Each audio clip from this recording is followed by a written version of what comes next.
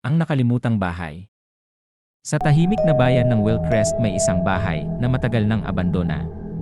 Ang pintura nito ay lumilukot na, at ang mga bintana ay madilim na parang mga walang buhay na mata. Sinasabi ng mga lokal na bata na may mga kakaibang tunog na nagmumula mula sa loob, ngunit walang naglakas loob na lumapit. Isang gabing maulan, nagpasya si Emma, isang mausisang dalagita, na tuklasin ang bahay.